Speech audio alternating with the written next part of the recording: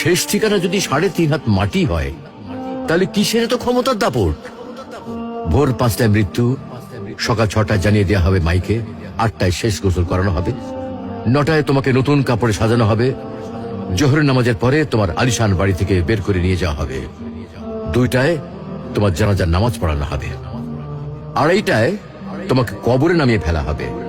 মাটি দেওয়া শেষ হয়ে গেলে কেউ তোমার জন্য দোয়া করবে, আর কেউ চলেও আসবে। এই তো জীবনের শেষ আয়োজন।